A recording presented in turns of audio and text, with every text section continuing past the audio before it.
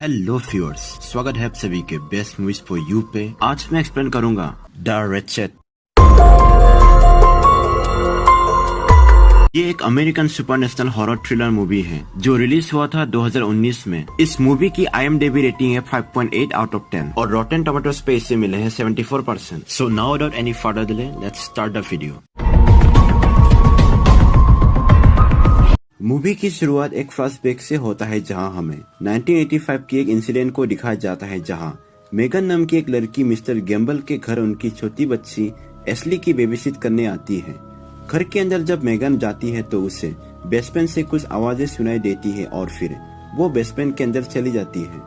Basement के अंदर Megan को मिस्टर गैम्बल और उसकी वाइफ और उनकी बच्ची एशली की एक फोटो टूटी हुई दिखाई देती है जहां मिस्टर गैम्बल के चेहरे पे स्क्रैच मार्क किया हुआ होता है। तभी मेगन को सामने मिस्टर गैम्बल की वाइफ दिखाई देती है जो कि अपनी ही बच्ची एशली को खा रही होती है और साथ ही वो कुछ अजीब बर्ताव कर रही होती है। ये देखकर मेगन बेसमेंट से निकलने की कोशिश करती है तभी मिस्टर गैम्बल दरवाजा बंद कर देता है। दरवाजे पे एक अजीब सा सिंबल बना हुआ होता है और फिर बेसमेंट के अंदर से मेगन की चिल्लाने की आवाज सुनाई देता है जिसका मतलब है उसे मार दिया गया है। फिर सीन यहाँ चेंज होकर प्रेजेंट डे में आता है जहाँ एक लड़की को दिखाया जाता है जिसका मुंह पानी के अंदर होता है और वो पानी से बाहर निकलने की कोशिश कर रहा होता है। इसके बाद कहानी प्रेजेंट डे के 5 दिन पहले दिखाया जाता है जहाँ एक लड़का जिसका नाम है बेन शो जो कि अपने डैड के साथ रहने आता है। बेन की पेरेंट्स का डिवोर्स होने वाला होता है जिसके वजह से उसके पेरेंट्स अब सेपरेटली रहते हैं। बेन जब बस से आ रहा होता है इसी दौरान बस में एक बुरी औरत बेन की तरफ देखकर कहती है कि तुम तो कलाकार लगते हो। ये सुनकर बेन अपनी हाथ में देखता है जहाँ उसे चोट लगने की वजह से बैंडेज लगा हुआ होता है। वहाँ कुछ ड्राइंग्स बना हुआ होता है मार्कर से, पर बेन उस बुरी औरत की बातों पे ज्यादा ध्यान नहीं देता है। इस सीन का इम्पोर्टेंस हमें मूवी में आगे पता चलेगा तो इसे याद रखना। इसके बाद बेन अपने डैड के घर पहुंच जाता है जिनका नाम है लाइम। फिर लाइम बेन को मरीना में जॉब दिला देता है जहाँ पे लाइम खुद काम करता है। मरीना उसे कहते हैं जहाँ पे छोटे बोट्स को फारे में देते हैं लोगों को और साथ में गाइड या फिर बोट चलाना भी सिखाते हैं। इसके बाद अगले दिन बेन काम में लग जाता है जहाँ उसकी मुलाकात मेलोरी से होता है और वो भी वही काम करती है। इसी दौरान बेन अपने डैड को अपने एक को-वर्कर सारा को किस करते हुए देख लेता है और इस बात से बेन को काफी गुस्सा आता है। इसके बाद सीन एक जंगल में शिफ्ट होता है जहां लाइम की पड़ोसी एबी और उसका बड़ा बेटा डिलॉन जंगल में एडवेंचर करने के लिए आता है जहां दोनों रास्ता भूल जाता है।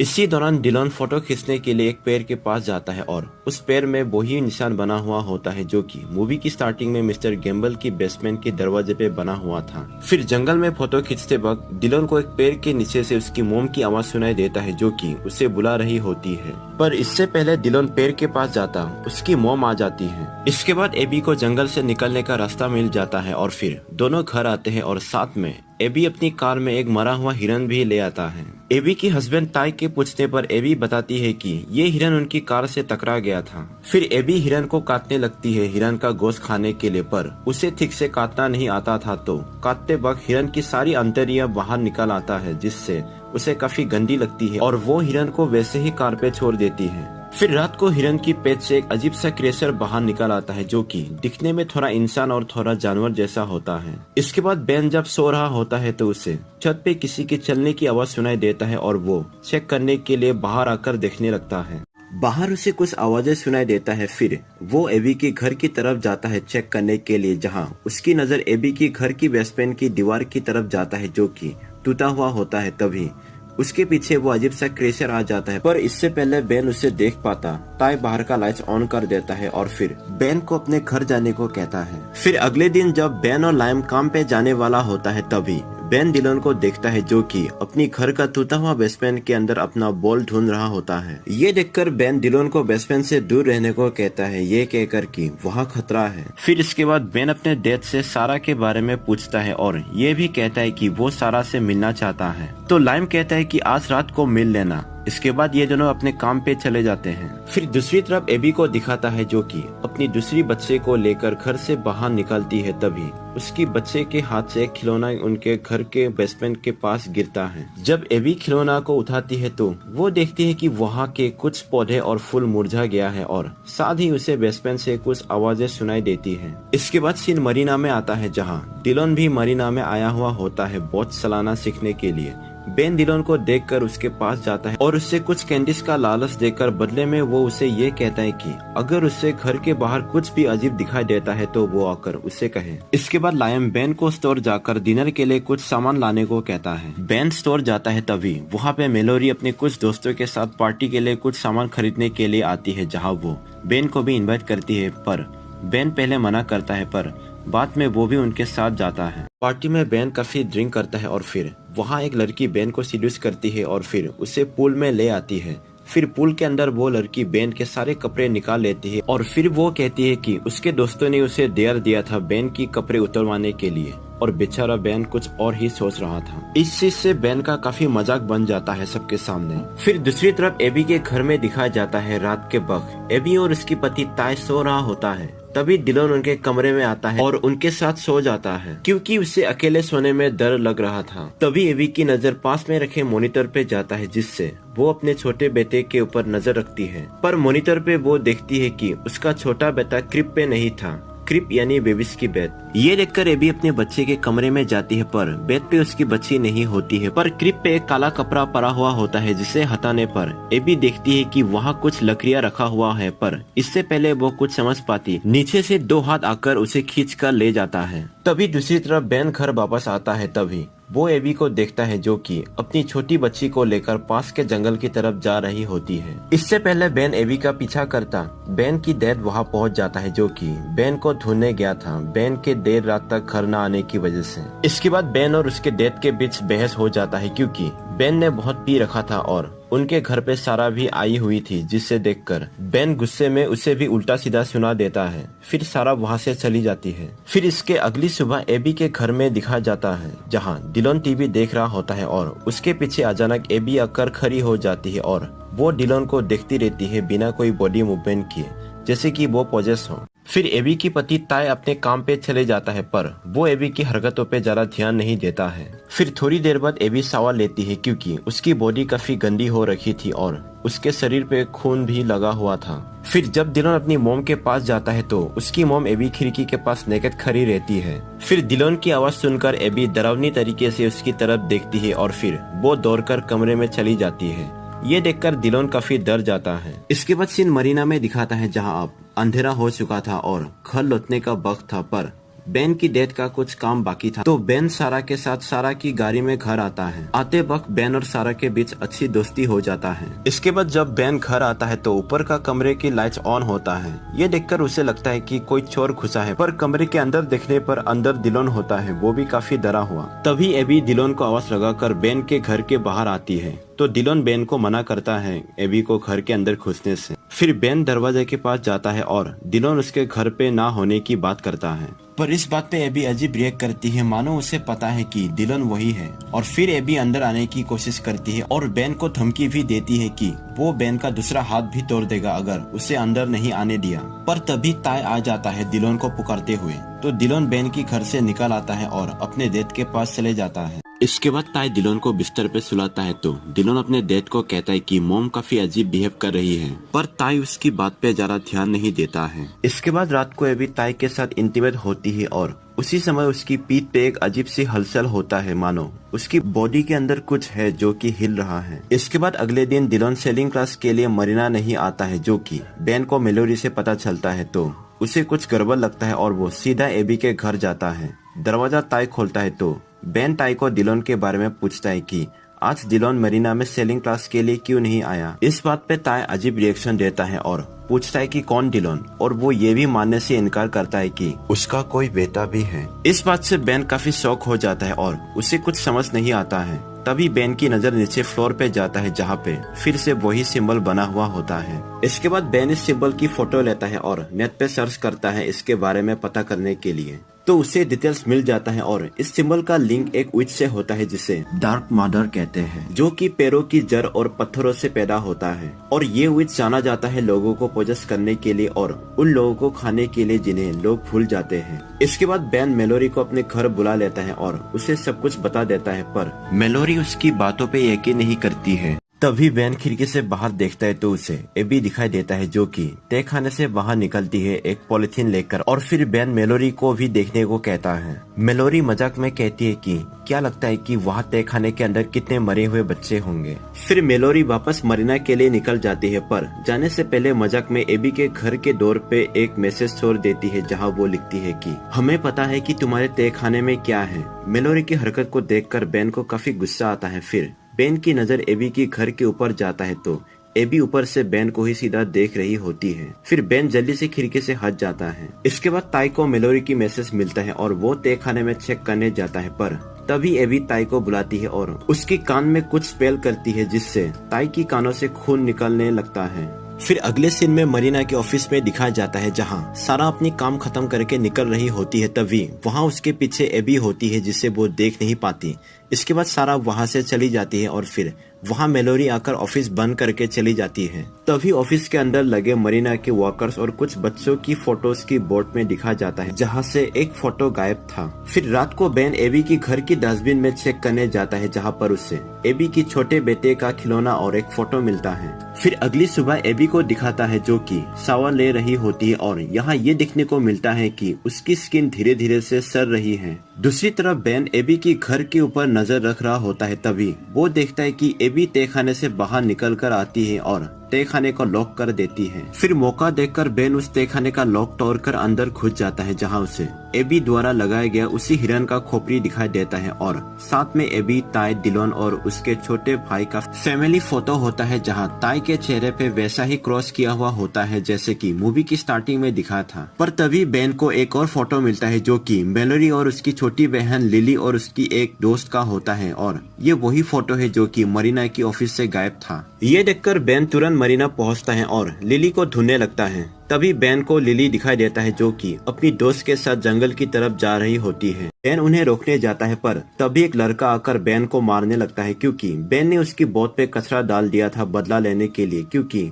उसकी वजह से बेन की पार्टी में काफी बेइज्जती हुआ था। इसी दौरान लिली और उसकी दोस्त जंगल के अंदर पहुंच जाता है और एक पेड़ के नीचे एक गड्ढे के अंदर घुस जाती है, यानी कि अब लिली भी पॉजेस है। फिर बेन किसी भी तरह से वहां पहुंच जाता है और लिली को बाहर खींचने लगता है, पर लिली को वो खींच नहीं पाता और वो जमीन पे गिर जाता है जहां बेन का सर एक पत्थर से टकरा जाता है और वो बेहोश हो जाता है। इसके बाद बेन की होश रात को आता है। फिर वो सीधा घर पहुंचता है जहां उसके घर पे पुलिस आया हुआ होता है क्योंकि एबी ने कंप्लेन किया था कि बेन ने उनके घर के अंदर छुपके से घुसने की कोशिश की है। पर बेन की डेथ पुलिस को मनाने की कोशिश करता है। वहाँ घर पे सारा भी आई हुई होती है। फिर सारा बेन के लिए कॉफी बनाने लगती है। तभी बेन को कुछ अजीब सा एहसास होता है और वो देखता है कि पास में रखी फूल मुरझाने लगता है और देखते ही देखते उसे सारा विच में बदलता दिखाई देता है। ये देखकर बेन एक चाकू उठाकर सारा के हाथ पे वार कर देता है। तभी ये दिखाई देता है कि सब कुछ नॉर्मल है और सारा भी, पर बेन के चाकू से हमला करने की वजह से सारा की हाथ में चोट लग जाती है। फिर जो पुलिस उनके घर आया हुआ था वो बेन को अरेस्ट कर लेता है। तभी बेन देखता है कि सारा पुलिस के कानों में कुछ कह रही होती है। बेन को लगता है कि सारा भी पॉजेस हो चुकी है। फिर बेन अपने डैड को बताने की कोशिश करता है कि सारा पॉजेस है और उसकी बात पे यकीन दिलाने के लिए वो अपने डैड को एबी की घर की तहखाने को चेक करने को कहता है।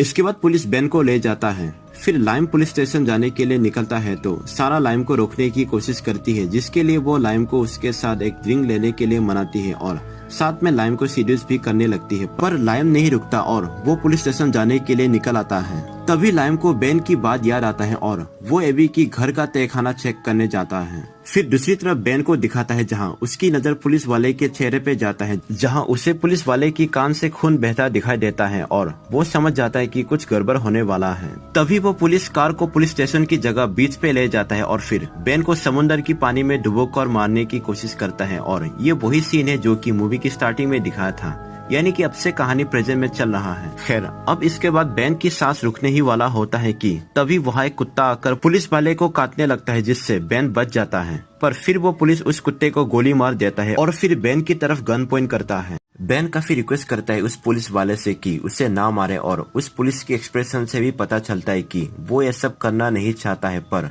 वो खुद की बॉडी को कंट्रोल नहीं कर पा रहा होता है। इसके बाद वो पुलिस अपने आप को ही शूट कर देता है। फिर दूसरी तरफ लाइम को दिखाता है जो कि एबी की घर की तहखाने के अंदर जाकर चेक करता है, पर वहाँ उसे कुछ नहीं मिलता है। पर तभी उसे ताई दिखाई देता है जो कि अपने घर के अंदर चले जाता है, वो भी अजीब तरीके से जैसे कोई नींद में चलता है। फिर लाइम भी उसके पीछे पीछे उनके घर के अंदर चले जाता है और घर की एटिक पे पहुंच जाता है, जहां उसे एबी की डेड बॉडी दिखाई देता है और उसकी पेट अंदर से फाड़ा हुआ होता है और वही ताई की बॉडी भी ऊपर टांगा हुआ होता है। इसके बाद लाइम वहां एबी की फैमिली फोटो देखता है और साथ में उसे अपनी फैमिली की भी फोटो दिखाई देता है, जहां लाइम, बेन और उसकी वाइफ की चेहरे पे क्रॉस किया हुआ होता है।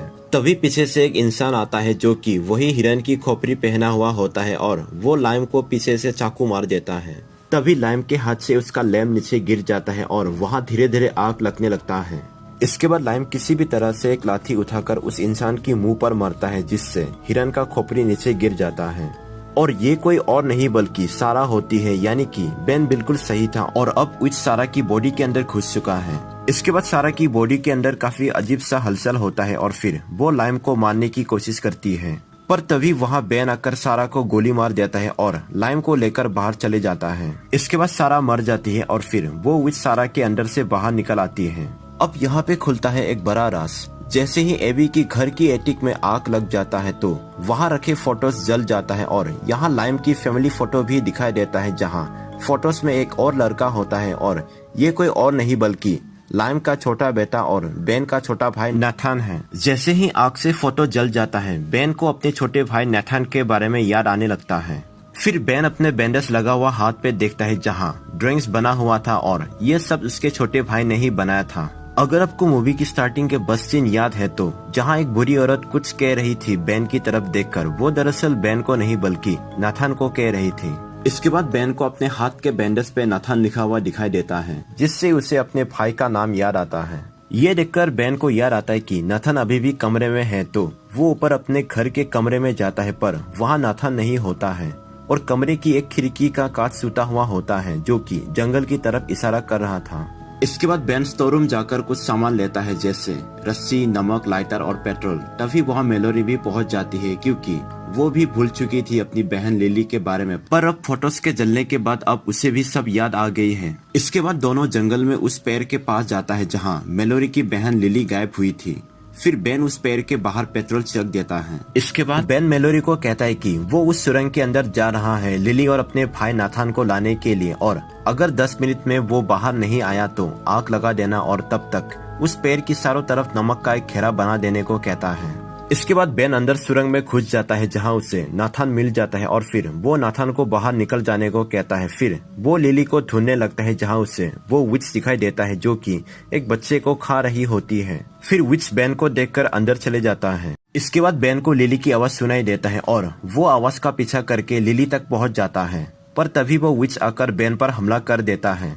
फिर बेन वहां से एक नुकीला हड्डी उठाकर विच पर वार करता है और लिली को लेकर बाहर निकल आता है, पर विच बेन का पैर पकड़ लेता है। तभी लाइम कार चलाकर सीधा उस पैर की तरफ आता है। फिर मेलोरी नमक की घेरे से नमक उठाकर विच की आंखों पे मारता है, जिससे वो बेन का पैर छोड़ देता है और दोनों वहां से हट जाता है और फिर लाइम कार से विच को कुचल देता है। फिर ये लोग सही सलामत वहां से बच निकल कर आते हैं। इसके बाद सीन चेंज होता है और अब बेन यहाँ से जाने वाला होता है अपने मॉम के पास, तो वो मेलोरी को गुड बाय कहने आता है, जहाँ मेलोरी बेन को एक फूल देता है। फिर आते वक्त कार में जब बेन फूल को सूंघता है तो उसे पता चलता है कि ये फूल नकली है और इस बात से बेन को थोड़ा अजीब लगता है। फिर दूसरी तरफ मेलोरी 3 बच्चों के साथ बोट पे चली जाती है सेलिंग के लिए, जहाँ उसकी बिहेवियर नॉर्मल जैसी नहीं लगती है, क्योंकि उस समय अंधेरा होने वाला होता है, पर फिर भी वो सेलिंग करने निकल जाती है बच्चों के साथ। यानी कि शायद वो विच अब तक मरा नहीं है और शायद उसने मेलोरी को भी पोजेस कर लिया है और मूवी यही एंड हो जाता है।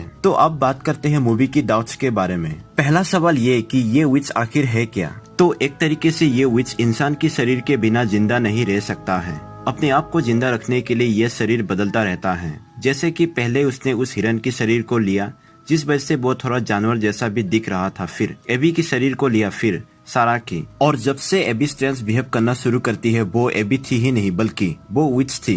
एबी की स्किन पहना हुआ, इसीलिए उसकी स्किन सड़ रही थी। और ये विच उन फैमिलीज को चुनते हैं जिनके बच्चे हैं ताकि वो उन बच्चे को खा सके। फिर दूसरा सवाल, उन फोटोज पे क्रॉस मार्क का क्या मतलब है? इसका मतलब ये है कि विच जिनके चेहरे पे क्रॉस मार्क करती है वो उनके बॉडी की स्किन को पहनकर खुद को लंबी समय तक जिंदा रखती है और इंसानों के बीच जाकर दूसरे इंसान का शिकार करती है। और इसके अलावा इस विच के पास इविल पावर्स भी है, जैसे कि कानों में कुछ स्पेल करके किसी को पॉजेस करना, पेरेंट्स के द्वारा अपने ही बच्चों या फिर फैमिली मेंबर्स को भूल जाना, और साथ ही मूवी में दिखाए गए सिंबल को हम एक डेमोनिक सिंबल भी कह सकते हैं। और ये विच रोशनी में नहीं रह सकता है, जिस वजह से ये घर की बेसमेंट या फिर जंगल के पेड़ के नीचे सुरंग में रहता है या फिर सिर्फ रात में ही निकलता है। एक और सवाल कि आखिर विच ने बेन को पॉजेस कब किया? तो मूवी में देखने से ऐसा लगता है कि जब बेन अपने डैड के पास आया था उससे पहले ही वो पॉजेस हो चुका था, पर मेरी थ्योरी के मुताबिक बेन पॉजेस तब हुआ था जब रात को उसे छत पे विच की चलने की आवाज सुनाई दिया था,